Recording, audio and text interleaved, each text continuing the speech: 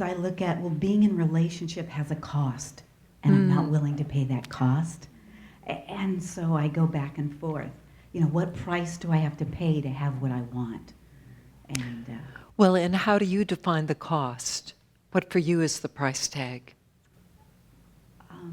Giving up my freedom, giving up my autonomy, giving up my independence, being subservient, being forced to care for another and give in a way that excludes myself. That it becomes a sacrificial, I mean, in the culture too, as a woman and as a mother, that somehow I have to be the caregiver, the caretaker, the provider of needs. So just looking at that belief system and yes. saying, is it possible to be in a relationship that I can still maintain freedom and autonomy and still have intimate connection? In listening to what you said, when you said words like subservient, forced to be a caregiver, you know, I'm wondering, are those statements perhaps based on past experience and experience that was painful and that where you felt there was a high price that you paid? See, and part of what spiritual psychology really is all about, it's about releasing ourselves from the ties that bind. It's releasing ourselves from the conditioned patterns that we learned growing up and then tended to act out. And what I would say to you, wouldn't it be nice to be as free inside of those things as you find yourself free outside in the way that you're living your life now? See, because then from my point of view, all of this could come together.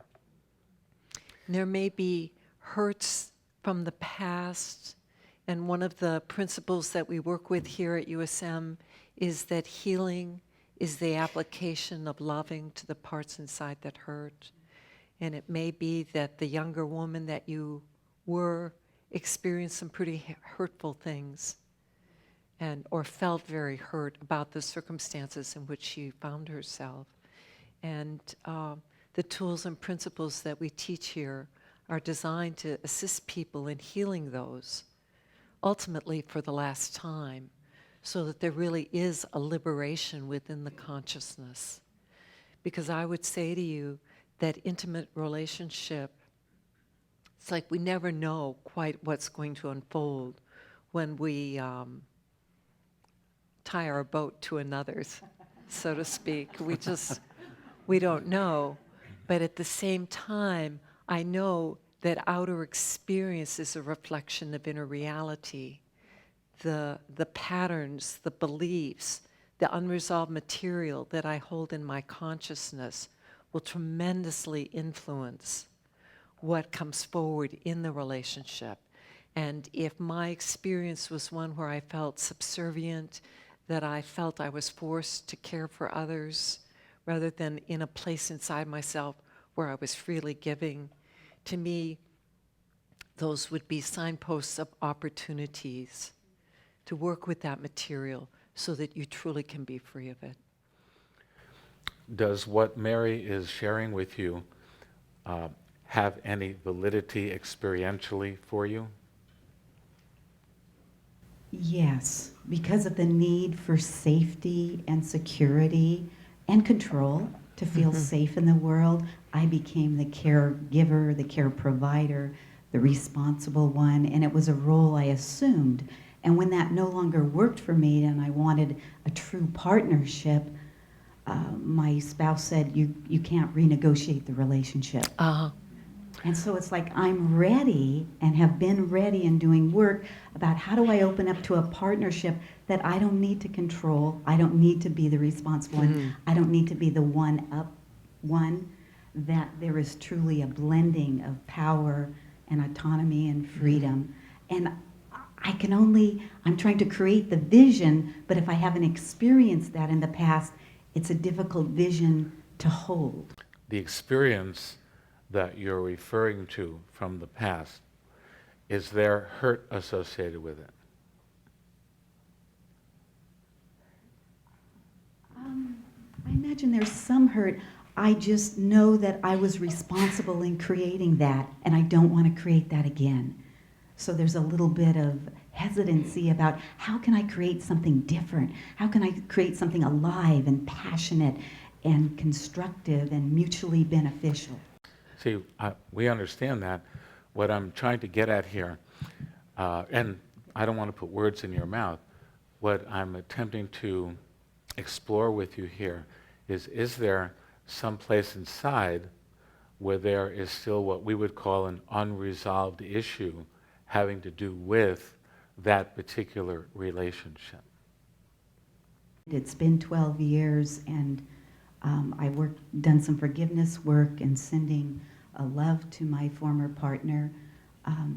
But probably at the heart, it's a disappointment and an anger at myself for making that choice. All right. Yeah. So now it's we're- about me. Why did I do that? I Why understand. Yeah. I understand. So this is more about what we were Right. getting at. So I heard two words, disappointment and anger, and whether it's directed outwardly or at self doesn't really make any difference because it's the same energy regardless. So what that does is it raises the relevance to this in spiritual reality. Because what we're saying in spiritual reality in the context of spiritual psychology is that it is precisely things like disappointment and anger that exists still within that hold us at the particular level that we are at. There's a quote that we use a lot at USM by Jalaluddin Rumi. Your task is not to seek for love. Your task is not to seek for love. Your task is to seek and find the barriers that you have built against it. And to that we would add, and to resolve them, and to heal them. And that's what spiritual psychology is really all about.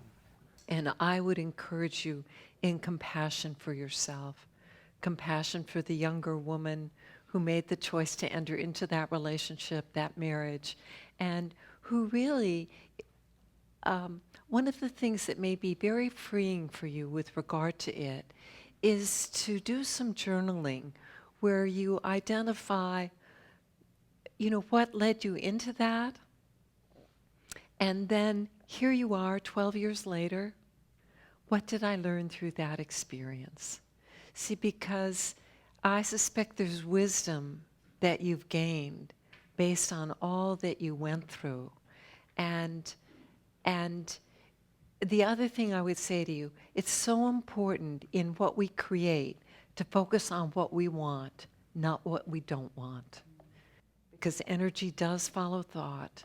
And so for you to really be focusing on the quality of partnership that you want and how you want to show up in that relationship and how you'd like your partner to show up could be very, very empowering and a powerful action of co-creation as well. Thank you very much. Thank you.